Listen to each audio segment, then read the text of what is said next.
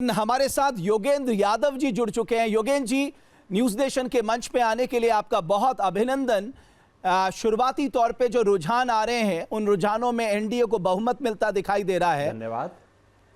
आप वो शख्स हैं जिन्होंने एसआईआर की लड़ाई सड़क से लेके सुप्रीम कोर्ट तक लड़ी, लेकिन अभी जो ये रुझान आ रहे हैं सर, मैं सबसे पहले इस पे आपकी टिप्पणी चाहूंगा।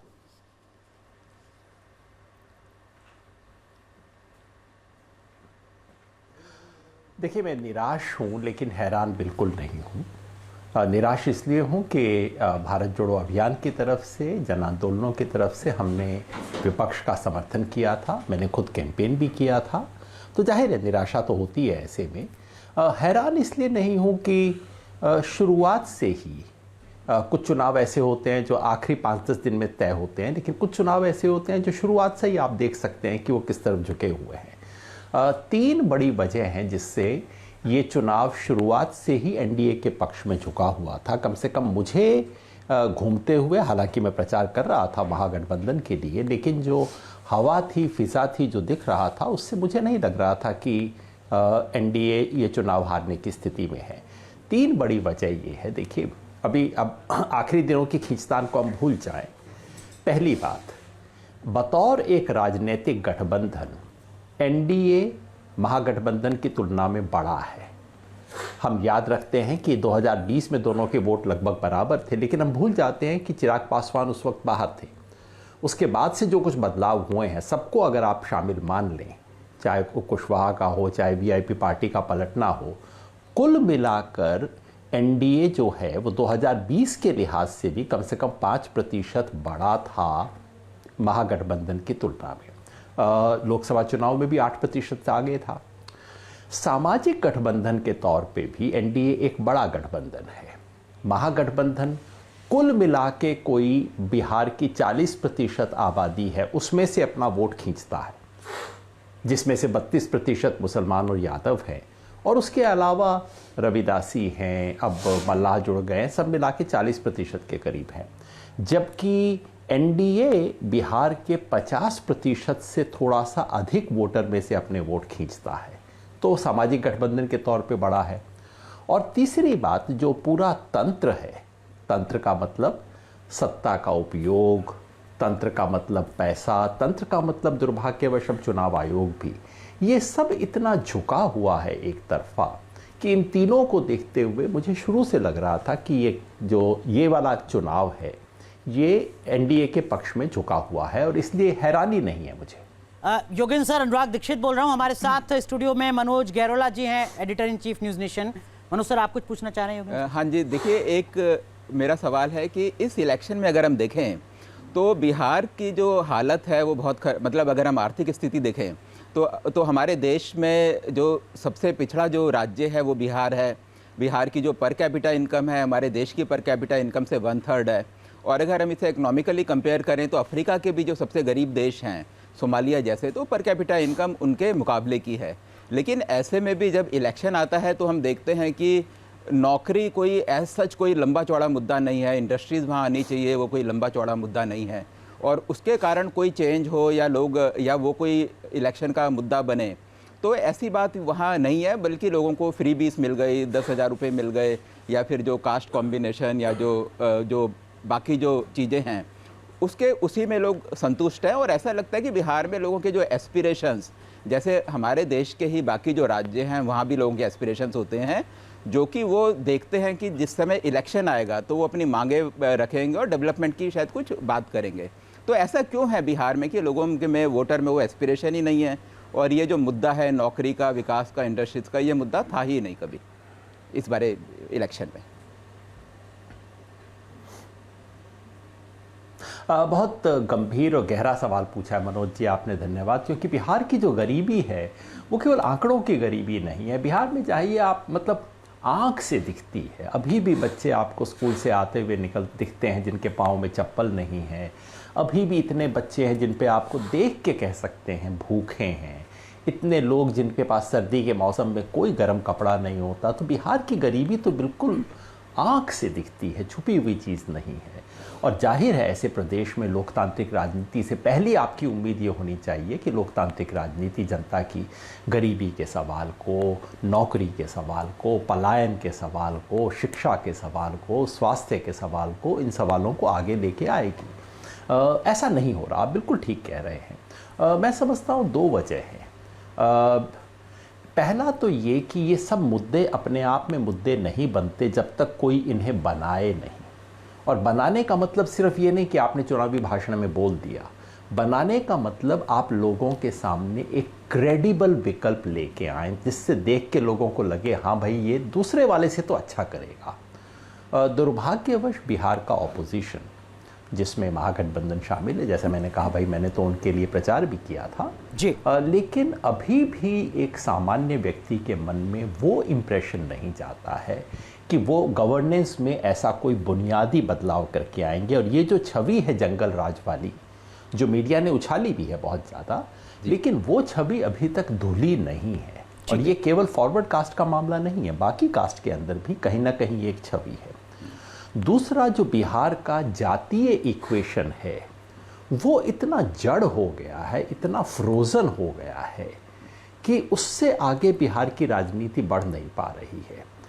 एक तरफ मुस्लिम यादव कोalition में बदल गया है। याद रखिए आरजेडी जब शुरू हुई थी, जब 90 के दशक में बिहार में एक सामाजिक क्रांति हुई थी, उस वक्त आरजेडी केवल मुसलमान और यादव की पार्टी नहीं थी, वो बिहार के तमाम गरीब गुरबा की पार्टी थी। तो बिहार में एक तरह से क्रांति हुई थी जी। लेकिन वो क्रांति एक गवर्नेंस में बदल नहीं पाई, आरजेडी खुद उसको पूरा नहीं कर पाई।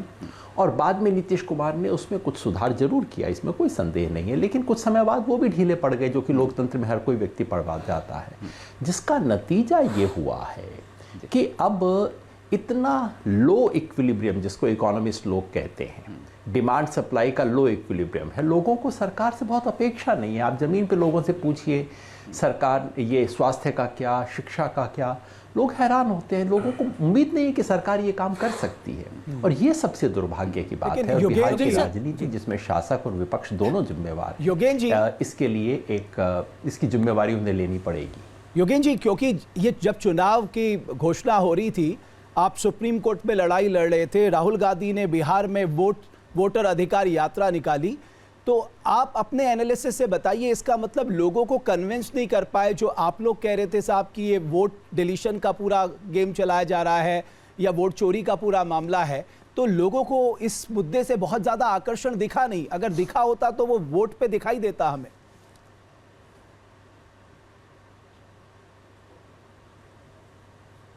देखिए, वोटर अधिकार यात्रा चुनाव के वोट की यात्रा नहीं थी। वोटर अधिकार यात्रा थी वोट काटने को रोकने की यात्रा, और मैं समझता हूँ उसमें वो सफल रही, क्योंकि बिहार में वोट 2 चरण में कटने थे।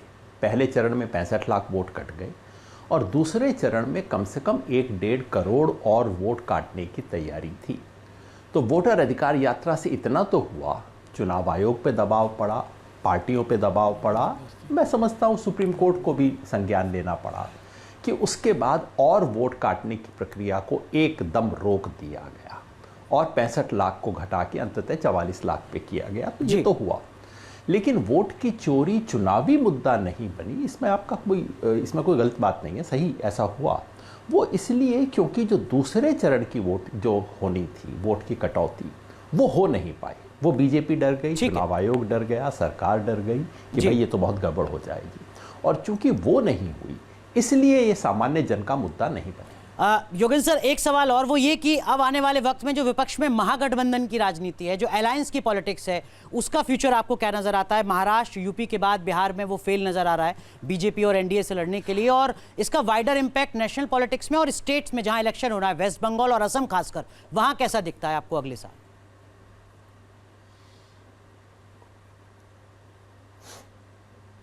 देखिए, बिहार का चुनाव है। 90 के दशक में होता था कि बिहार का चुनाव पूरे देश की आपको एक छवि देता था, वैसा नहीं है। ये बिहार का चुनाव है, इसका महत्व वो नहीं है जो कि महाराष्ट्र के चुनाव का था या कि हरियाणा के चुनाव का था, जिसने लोकसभा के चुनाव को एक तरह से पलट दिया था। अगर बिहार में वही नतीजा आता है जो इस वक्त हमें दिख रहा है, तो लोकसभा चुनाव का दोहराव है। अपने आप में बहुत बड़ा बदलाव नहीं है। इसका आने वाले चुनावों पे कोई बहुत बड़ा असर हो मैं नहीं देखता। असली चुनाव देखिए, आने वाले जो 4 चुनाव हैं उसमें तमिलनाडु और केरला के चुनाव का राष्ट्रीय राजनीति पे कोई बहुत बड़ा असर हो मैं नहीं समझता। हाँ, बीजेपी की निगाह, बीजेपी की चैलेंज है असम को बचाना और बीजेपी के लिए अवसर है किसी तरह से बंगाल को हथियाना। लेकिन अगर आप राष्ट्रीय राजनीति की दृष्टि से कहें तो मैं काफ़ी समय से कह रहा हूँ, महाराष्ट्र और हरियाणा के बाद गाड़ी का अगला स्टॉप है उत्तर प्रदेश। उत्तर प्रदेश के नतीजे से आप देश के बारे में निष्कर्ष निकाल पाएंगे, ना बिहार के माध्यम से और ना ही जो आने वाले 4 चुनाव हैं इनसे कोई राष्ट्रीय राजनीति के बारे में कोई बहुत बड़ा निष्कर्ष हम नहीं निकाल सकते। योगेंद्र जी, मैं आपसे 2 सवाल हैं, एक तो वो जंगल राज वाला नैरेटिव जो है और एक युवा वाला, क्योंकि 58% अगर सबसे युवा की मैं बात करूं तो वो बिहार का युवा है। 58% 25 साल से नीचे, जो 22 साल 25 साल इस उम्र के लोग हैं, सड़कों पर उतरे थे सर, वो लाठियां खाई थी उन्होंने। 11 साल से पता ही नहीं है, उन्होंने परीक्षा तो दी है पर रिजल्ट का अब तक पता नहीं है, और उनकी उम्र इतनी हो चुकी है कि नौकरी का तो पता ही नहीं है। दूसरी चीज ये वही युवा भी है सर जो जंगल राज नैरेटिव एनडीए ने बनाने की कोशिश की, लेकिन ये तो वो वर्ग है ना सर जिन्होंने देखा ही नहीं है कि जंगल राज क्या है। हो सकता है अपने बड़े बूढ़ों से सुना हो। ये 2 सवाल मेरे आपसे।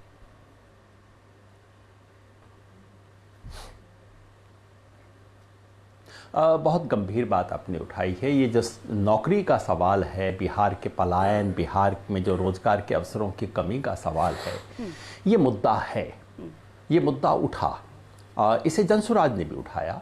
ये मुद्दा जब लोगों की जुबान पे था, लेकिन ये एक प्रभावी चुनावी मुद्दा नहीं बन पाया। इसके 2 कारण हो सकते हैं। हालांकि जो मैंने एग्जिट पोल्स के परिणाम वगैरह देखे उससे लगा कि शायद पहली बार युवाओं में महागठबंधन के वोट थोड़ा सा बेहतर हुए हैं, तो थोड़ा सा इम्प्रूवमेंट हुआ है, लेकिन उतना बड़ा नहीं। जिसका एक प्रमुख कारण तो ये हो सकता है कि युवाओं में महिला पुरुष हैं और महिलाओं में सरकार के बाकी कारणों से, नीतीश कुमार द्वारा टारगेट करने से, और आखिर में जो 10,000 रुपये की रिश्वत दी गई, अब इसे रिश्वत ही कहा जाएगा और क्या कहा जाएगा, रिश्वत दी गई, इनका असर युवा महिलाओं पे था। तो युवा केवल युवा नहीं है, वो महिला और पुरुष है। और दूसरी चीज़ ये कि महागठबंधन एक ऐसी छवि प्रोजेक्ट नहीं कर पाया जिससे बिहार के तमाम युवाओं को ये लगे कि हाँ भाई, नीतीश कुमार सरकार तो असफल हुई, ये सरकार सफल होगी। इसमें तेजस्वी के पास एक एडवांटेज था। जब तेजस्वी उप मुख्यमंत्री थे तो उन्होंने बेहतर नौकरियां दी थी, एक शुरुआती उनके पास अवसर था। लेकिन क्या कोई बहुत बड़ी योजना बिहार के सामने पेश हो पाई? अंतिम चुनाव के समय आप कह देते हैं कि आप इतनी सरकारी नौकरियां देंगे, वो बात तो गांव तक पहुंच भी नहीं पाती है। लेकिन कुल मिला के क्या महागठबंधन बिहार के सामने एक ऐसी क्रेडिबल योजना दे पाया जिसमें लोग यकीन कर सके कि हाँ भाई, हमारे आने से बिहार में रोजगार में ये बदलाव होगा? मैं समझता हूँ महागठबंधन और विपक्ष इस मायने में सफल नहीं हो पाया, और ये उनके लिए आने वाले समय की सबसे बड़ी चुनौती। योगेंद्र जी, एक और बात जो हर कोई जानना चाहता है वो है प्रशांत किशोर क्या करेंगे। जाहिर है फैसला उन्हें करना है, लेकिन जो तीसरा विकल्प बनने की उन्होंने कोशिश की, आपको ऐसा क्यों लगता है कि वो जनता की नजरों में वो आकर्षण अपने लिए पैदा नहीं कर पाए, जबकि मुद्दे तो उन्होंने बड़े जमीनी उठाए थे?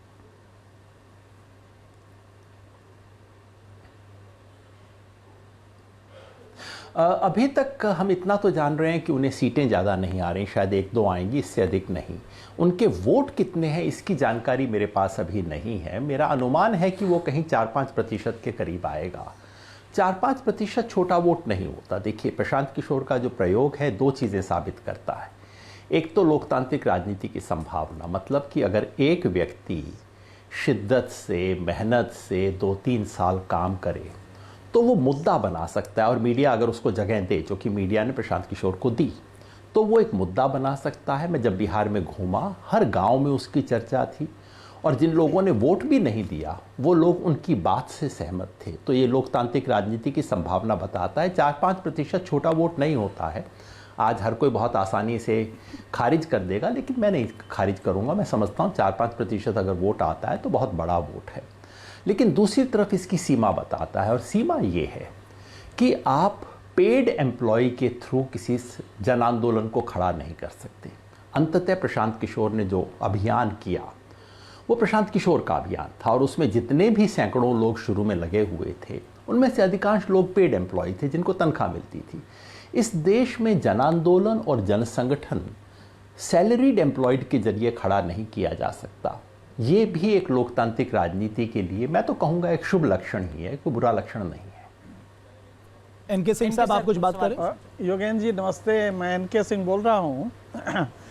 एक आपका बड़ा कैंपेन अपनी लाइफ का रहा है एसआईआर के खिलाफ, और इतना बड़ा रहा है कि सुप्रीम कोर्ट ने आपको तस्दीक किया, आपका खैर मकदम किया, और बहुत ही आपको उसने बुलाया पर्सनली सुप्रीम कोर्ट में, आप जाके डिपोज हुए। एसआईआर पर आपका जो कैंपेन था, क्या इसका इस चुनाव पे रिजल्ट पड़ा है पहला?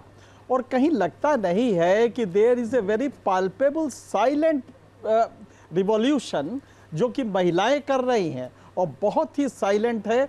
लेकिन अगर आप उस आंकड़ों को देखें जिसमें कि महिला वोटर परसेंटेज पुरुष से क्रॉस करके अगर 300 महिलाएं वोटिंग बूथ पे आई हैं तो 180 पुरुष आए हैं, जबकि ये स्थिति रिवर्स थी आज से 20 साल पहले। तो क्या कोई साइलेंट रिवॉल्यूशन महिलाओं का है जो आप भी नहीं देख पाए, जो डिसर्न नहीं हो पाया? और एसआईआर का जो आपका प्रयास था वो किसी मायने का नहीं रहा, मतलब कि वो एक जिंदगी में आपको शायद एक असफलता का एहसास होगा।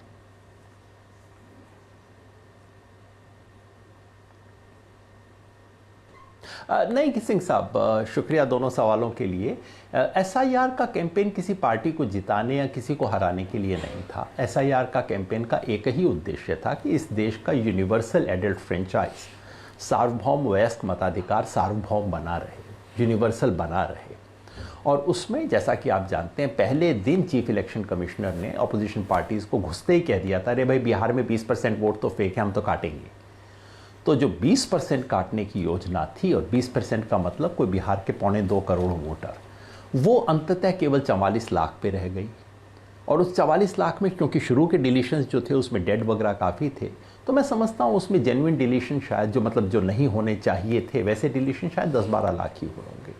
तो मैं तो समझता हूँ एसआईआर कैंपेन इस मायने में सफल रहा। मैं धन्यवाद सुप्रीम कोर्ट को भी करना चाहता हूँ कि जो 1.5-2 करोड़ का डिलीशन हो सकता था, अगर वास्तव में उन्होंने कागज़ों की जांच करके और वो सब किया होता जो चुनाव आयोग करना चाहता था, तो 1.5-2 करोड़ का डिलीशन घट के 44 लाख पे रह गया। ये तो मैं सफलता मानता हूँ।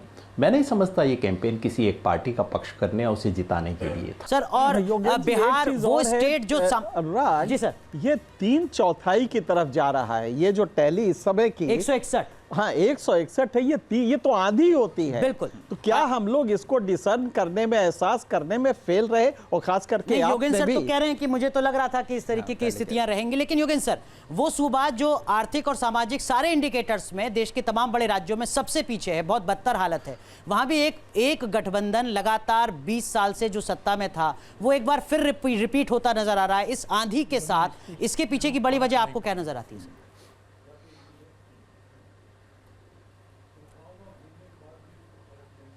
इस वक्त मुझे 2/3 के करीब दिखाई दे रहा है, मतलब 160-65 लगभग वही जहां वो लोकसभा चुनाव में थी, वही स्थिति है। एनके सिंह साहब ने वो जो महिलाओं वाला प्रश्न पूछा था वो बहुत गहरा प्रश्न है। मिस करने का तो सवाल नहीं, क्योंकि बिहार में बिल्कुल स्पष्ट दिखाई देता था। तो मैं समझता हूँ कि जो कुछ जो बिहार का बना हुआ सोशल इक्वेशन है उस पर जो भी महागठबंधन को फ़ायदा हुआ, युवा लोगों की वजह से, पलायन के सवाल पे, रोज़गार के सवाल पे, उस सारे को बराबर कर दिया महिलाओं के वोट ने। इसमें कोई शक नहीं है कि महिलाओं ने एनडीए को ज़्यादा वोट दिया है। तमाम कास्ट में, सिर्फ कुछ कास्ट में नहीं, हर कास्ट में महिलाओं ने एनडीए को थोड़ा सा ज़्यादा वोट दिया है। इसमें कोई शक नहीं है कि महिलाओं का वोट एक अलग वोट की तरह से उभरा है। इसमें कोई शक नहीं है कि महिलाओं का मतदान का प्रतिशत भी ज़्यादा रहा है। तो महिला वोट एक स्वतंत्र वोटर बैंक के रूप में उभरे, ये तो लोकतंत्र का बहुत स्वस्थ लक्षण है।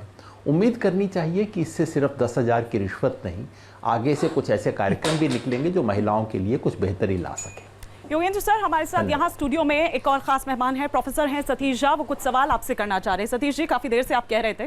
जोगेन जी नमस्कार, सतीश बोल रहा हूँ। सर सवाल आवाज आ रही है? जी जी, सवाल पूछिए। जोगेन जी, इनफैक्ट अभी का जो रिजल्ट जो ट्रेंड अभी दिख रहा है, उससे क्या ये निष्कर्ष निकाला जाए कि बिहार में कोई अल्टरनेटिव नैरेटिव के लिए कोई स्पेस नहीं बचा है? क्योंकि जो लेफ़्ट का परफॉर्मेंस जो देख रहे हैं लास्ट 2020 के तुलना में, वो तो काफ़ी नीचे चला गया। कहने का मतलब जो क्लास पॉलिटिक्स करता है लेफ़्ट, वो भी एक तरह से कोलैप्स कर रहा है। और जो बाकी ये खास करके एक बड़ी अचरज की चीज़ है, जो महिलाओं और युवाओं के बारे में जब बिहार में चर्चा लोग करते हैं, तो अभी तक तो चर्चा हो रही थी जैसे वो कास्ट न्यूट्रल कैटेगरी है बिहार का, उन पे कोई कास्ट का असर नहीं होता है।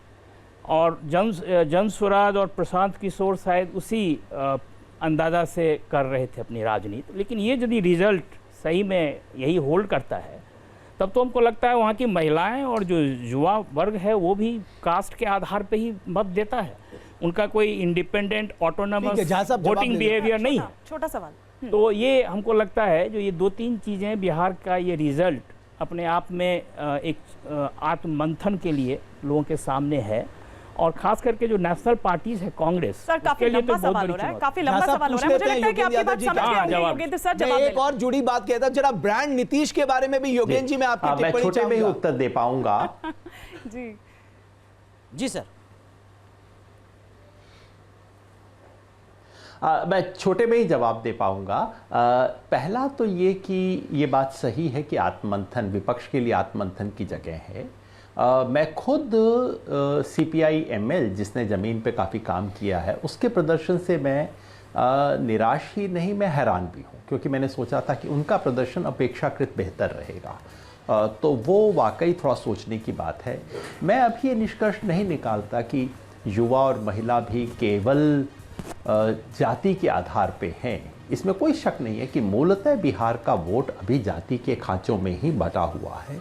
जो बदलाव है वो ये है कि महिलाएं थोड़ा सा ज़्यादा जाति की से बढ़कर भी NDA के पक्ष में झुक रही हैं, और युवा थोड़ा सा ज़्यादा महागठबंधन के पक्ष में आए, लेकिन थोड़ा सा बिल्कुल शुरुआती बदलाव हैं। ये कोई बहुत बड़ा क्यों नहीं बन पाया, और उसका कारण ये है कि मैं समझता हूँ विपक्ष उस तरह का एक क्रेडिबल ऑल्टरनेटिव बिहार के युवा के सामने नहीं रख पाया। जहाँ तक ब्रांड नीतीश की बात है, लंबी बात बाद में होगी, लेकिन एक बात तो फिर साबित हो गई है और अभी भी आंकड़ों से लग रहा है कि अभी बीजेपी का नीतीश के बगैर गुजारा नहीं है। बीजेपी को नीतीश को सामने रखना। बहुत बहुत शुक्रिया योगेंद्र यादव सर जुड़ने के लिए न्यूज नेशन के साथ। और ये जो इस वक्त के रुझान हैं, इसका मतलब क्या है, ये विश्लेषण अपने अनुभव के आधार पर हमारे साथ करने के लिए बहुत बहुत धन्यवाद सर। जहाँ भक्ति है हर शब्द में, कथाओं में छिपे हैं दिव्य रहस्य, और ज्योतिष देता है जीवन को दिशा। धर्म से जुड़ी हर बातों को जानने के लिए हमारे चैनल स्तुति को सब्सक्राइब करें। चैनल पर जाने के लिए इस लिंक पर क्लिक करें।